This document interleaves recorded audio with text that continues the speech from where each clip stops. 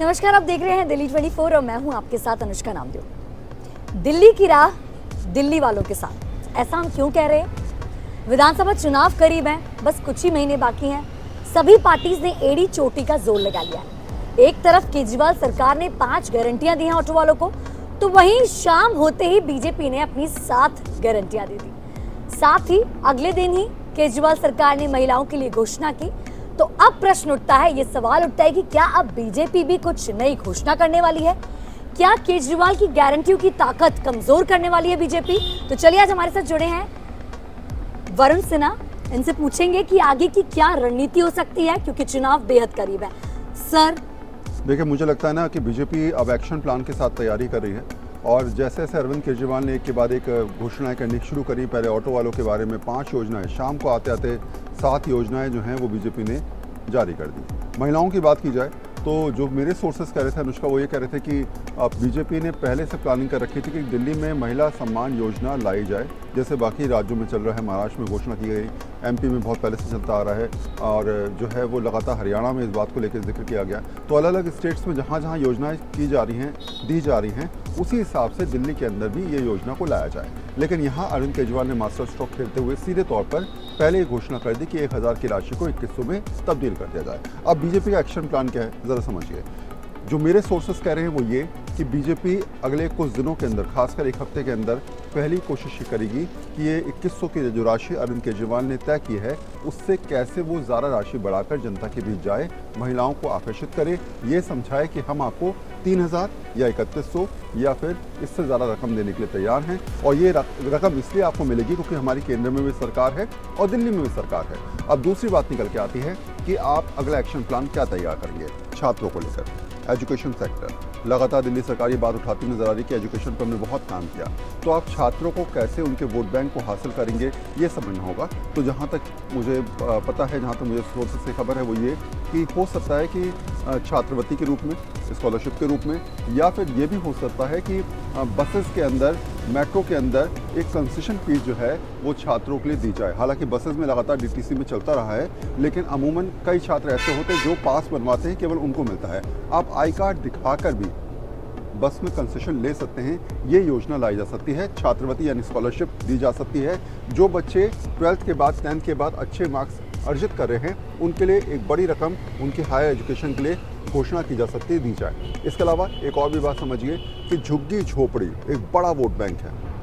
हमेशा से चुनाव में, अब से नहीं, शीला दीक्षित के ज़माने से लेकर अब तक हमेशा झुग्गी झोपड़ी वालों का एक बड़ा वोट बैंक जो है उसको अपनी ओर आकर्षित करने के लिए तीनों राजनीतिक दल कोशिश करते हैं। तो क्या उनके लिए प्रयास रहने वाला है, ये भी समझिए। दिल्ली के अंदर करीब करीब 800 से 900 अनऑथराइज कॉलोनीज़ हैं जो अभी तक रेगुलाइज नहीं हुई हैं और लगातार ये संख्या जो है वो पिछले कुछ दिनों में हालांकि कम हुई है, लेकिन अभी भी हम कह सकते हैं कि वहाँ पर बहुत हद तक सीवर लाइन नहीं है, बिजली का बिल नहीं पहुँच पाता, पावर लाइन नहीं है। और शायद उनको अपनी ओर ये समझाने के लिए कि अगर हमारी सरकार बनती है तो शहरी विकास मंत्रालय केंद्र सरकार का हमारे पास है ना, और डीडीए जो है वो केंद्र सरकार के अधीन आता है, तो हम उन सबको रेगुलाइज करने की कोशिश करेंगे। वहाँ वो तमाम बुनियादी सुविधाएं तभी पहुँच पाएंगी जब वो सारी अनऑथराइज कॉलोनीज रेगुलर हो जाएंगी। तो ये एक स्ट्रैटेजी रहने वाली है।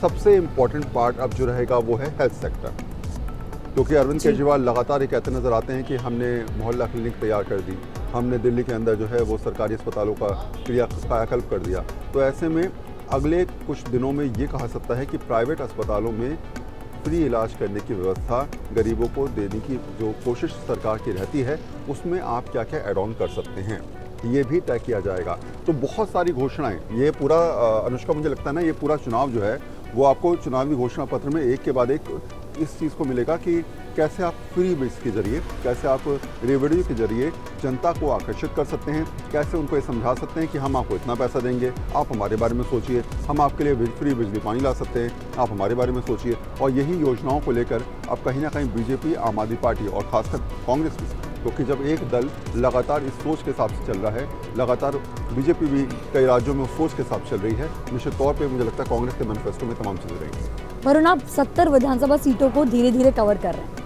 आप बारीकी से नजर रखे हुए हैं, तो दिल्ली वालों के मन में क्या है? आपकी रिपोर्ट हर दिन टीवी पर हम देखते हैं, तो आपका क्या नजरिया है वहाँ पर? देखिए, मुझे लगता है कि शायद परिस्थितियाँ अभी बताना बहुत जल्दबाजी होगी, क्योंकि चुनाव में बहुत सारा समय है, 2 महीने का अंतराल है। और ऐसी परिस्थिति में चुनाव तो ऐसा होता है अनुष्का कि एक दिन पहले भी रातों रात जो है वो कैंडिडेट की स्थिति बदल जाती है और वो चुनाव जीत जाता है या हार जाता है। तो ऐसे में ये कहना, लेकिन हाँ, जहाँ तक मैंने लोगों से बात करी तो अभी टफ फाइट है। आम आदमी पार्टी और बीजेपी, मुझे लगता है कि टफ तरीके से एक दूसरे पर आरोप प्रत्यारोप, एक दूसरे की घोषणाओं को लेकर लगातार डाउन करने की कोशिश। आज एक आपको याद होगा, आज बीजेपी के जो प्रदेश अध्यक्ष हैं वीरेंद्र सचदेवा, उन्होंने पंजाब सरकार को एक पत्र लिखा। उन्होंने कहा कि आपने अपनी सरकार में घोषणा की थी कि आप महिलाओं को 1000 रुपये की सम्मान राशि देंगे, अब तक नहीं हो पाया। और आप वही बात अब दिल्ली के अंदर कर रहे हैं। यानी साफ है कि अब बीजेपी ये समझाती नजर आ रही है कि पंजाब में जो घोषणा हो चुकी है, जो वादे किए गए थे वो पूरे नहीं हुए हैं। तो दिल्ली वालों, आप बहुत ज़्यादा गलतफहमी में न रहें, हो सकता है कि ये वादे चुनावी वादे बनकर रह जाएं। 3 बार मुख्यमंत्री रह चुके हैं केजरीवाल जी, लेकिन क्या जेल जाने के बाद दिल्ली वालों पर यह कुछ असर पड़ा है? नहीं, वोट तो देखिए शिफ्ट होना, शायद मुझे कहना होगा कि नेगेटिव इम्पैक्ट ज़रूर था पिछले कुछ दिनों में, और हो सकता है अभी भी। आप ये नहीं कह सकते कि आप अगर जेल जाएंगे तो आपकी छवि जो है बिल्कुल पाक साफ हो जाएगी, और आप कितना भी बाहर आके कह रहे हैं कि नहीं मुझे फंसाया गया है, और उस छवि पर अंतर नहीं पड़ेगा। जेल जाने के बाद निश्चित तौर पे असर पड़ा है। शायद यही वजह है कि अरविंद केजरीवाल को कुर्सी छोड़नी पड़ी।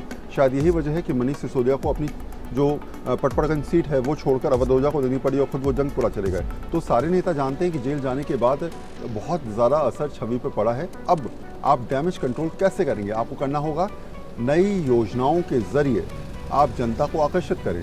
आप समझाएं कि हम 2100 रुपये देंगे, आप समझाएं हम फ्री में ये सेवा देंगे, आप समझाएं कि हम जो है वृद्धों की पेंशन जो है वो बढ़ा देंगे। तो ये तमाम ऐसी चीज़ें रहने वाली हैं जो नए तरीके से नई थाली में परोसने की कोशिश अरविंद केजरीवाल करते नजर आएंगे। लेकिन हाँ, ये ज़रूर है कि दिल्ली की जनता है, समझदार भी है, जानती भी है। पिछले कुछ दिनों में जो समझाया गया, समझे उसके हिसाब से वो कितना वोट बैंक में तब्दील हो पाता नहीं हो पाता। आप ये मान के चलिए अनुष्का, पिछले कुछ दिनों में करीब अरविंद केजरीवाल, मनीष सिसोदिया, संजय सिंह, दिल्ली के तमाम बड़े नेताओं ने करीब 150 से 200 से ज़्यादा जनसभाएं, रैलियाँ करी हैं, रोज़ शाम को जा रहे हैं। तो ऐसे में माहौल बनाने की कोशिश तो ज़रूर है, वो वोट बैंक में कितनी तब्दील होगी ये ज़रूर देखना होगा। हाल ही में टीएस सिंहदेव ने इनडायरेक्टली ये कहा कि हम सत्ताधारी दल को सपोर्ट करते हैं। तो क्या कहीं कांग्रेस के लिए जो सॉफ्ट कॉर्नर है आम आदमी पार्टी का, तो क्या गठबंधन बनता दिखाई देगा? अभी तो साफ स्थिति है, लिस्ट में कोई नाम नहीं है और उन्होंने मना करा है, लेकिन क्या आगे जाकर कोई ट्विस्ट देखने को मिलेगा? देखिए, मुझे लगता नहीं ऐसा होगा। वजह साफ है कि अभी तक तीसरी लिस्ट जिसमें कल एक कैंडिडेट का नाम भी घोषित किया गया था, 3 लिस्ट आ चुकी हैं, और तीनों में जब बातचीत नहीं हो पाती तो फिर कोई मतलब नहीं उठता। कांग्रेस ने भी पहले मना कर चुकी है, कांग्रेस और आम आदमी पार्टी जानती है कि वो सत्ता में है, और सत्ता में पिछली बार उसके पास 62 सीटें थी, उससे पहले 67 सीटें थी। ऐसी स्थिति में वो अगर किसी दूसरे दल के साथ, जिसका दिल्ली के अंदर बहुत ज़्यादा अभी के फिलहाल स्थिति तीसरे नंबर का है, उसके साथ वो राजनीतिक रूप से समझौता करने की मुझे लगता नहीं कि कोई ज़रूरत महसूस करेगी। हाँ, ये ज़रूर हो सकता है कि आने वाले दिनों में कुछ चीज़ें मैनेज हो पाएँ, लेकिन अभी फ़िलहाल मुझे नहीं लगता कि ऐसी परिस्थिति बनती नज़र आ रही है। दोनों राजनीतिक दलों ने स्पष्ट तौर पर कह भी दिया कि हम अपने अलग अलग चुनाव लड़ेंगे। पंजाब में आपको याद होगा लोकसभा चुनाव में भी दोनों अलग अलग थे, यहाँ भी स्थिति यही है। दिल्ली में सत्ताधारी दल जो है आम आदमी पार्टी है, किसी भी कीमत पर नहीं चाहेगा कि उनकी कोई भी सीट पर जो है वो कहीं ना कहीं कोई और दल आकर कब्जा करे या फिर दावा करे। ये जैसे दिल्ली का रंग रूप बदलता है, ऐसे अब दिल्ली वालों का क्या रंग देखने को मिलेगा, ये तो आने वाला वक्त बताएगा। इस पर आपकी क्या राय है, हमें कमेंट सेक्शन पर जरूर बताएं। साथ ही साथ आप हमारा चैनल दिल्ली 24 को सब्सक्राइब करना बिल्कुल भी ना भूलें।